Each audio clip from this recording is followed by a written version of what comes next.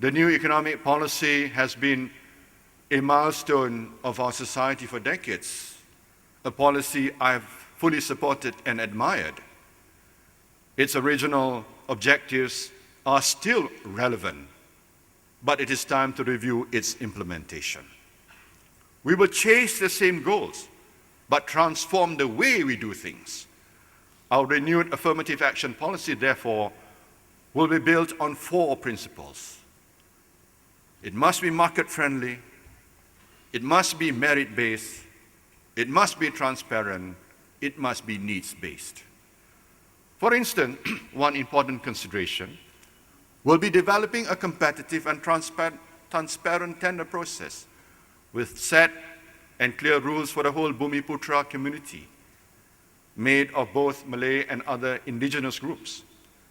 This is set out as a common sense enhancement of our policies for a new economic reality where inclusiveness is a key component in our new economic model. In practice, this approach will mean greater support for the Bumiputera, a greater support based on needs, not race. The Bumiputera segment still forms the majority in the vulnerable groups by any measure. And while our new approach will help those on low incomes from any group, it will still largely benefit the Bumiputera community and at the same time provide for disadvantage of other communities.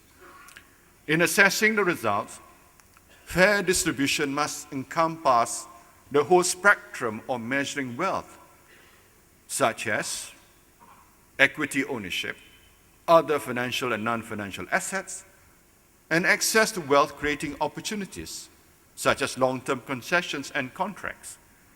Even in measuring ownership, it should go beyond equity to include other properties, business assets, such as retail, landed properties, commercial building, intellectual property, and other services, as well as managerial positions. A valuable example would be the redevelopment of Kampung Baru, a holistic opportunity of wealth creation and value enhancement that goes deeper and well beyond equity ownership. I have instructed the NEAC to develop a detailed framework to operationalize this new model of affirmative action based on a transparent and market-based mechanism to achieve fair distribution of the benefits of a high-income economy. The NEC report sets out its views that the previous mechanism that concentrated on target setting should now focus on structured and dedicated capacity building investment that allows the Bumiputera to take advantage of new opportunities in the economy. In addition, fair access and opportunities to retraining, upgrading skills, and ability to gain employment, particularly in high-paying jobs, will also be emphasized for all Malaysians. This approach builds on our experience in implementing the affirmative action policy over many years. When they are implemented in a transparent, fair, and empowering way, they will yield better results. But for too long, the implementation of our affirmative action policies have not reached those who needed them the most. There is a perception that the non-Bumiputera have not benefited from the progress made to date, although facts and figures show otherwise.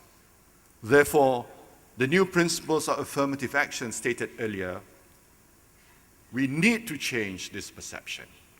We can no longer tolerate practices that support the behavior of rent-seeking and patronage, which have long tarnished the altruistic aims of the new economic policy.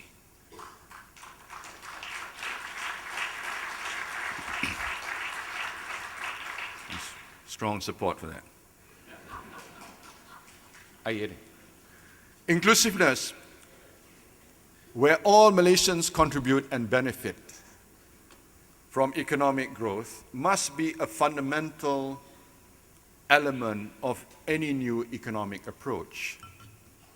These are the principles I want to see guide this next phase of consultation?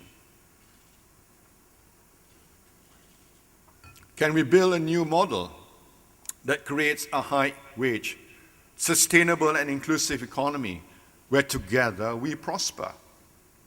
I believe we are within striking distance. I believe there is widespread support for it across Malaysia. And I believe, knowing the ingenuity and creativity of all Malaysian people and Malaysian businesses, we can and will make such aspirations our national economic reality.